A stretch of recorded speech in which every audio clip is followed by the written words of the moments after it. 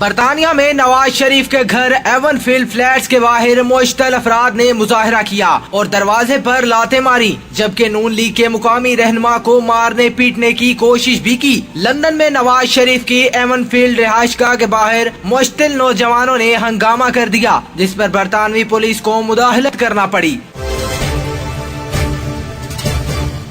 एक नंबर की चोर निकले आप, वैसे एक नंबर की चोर।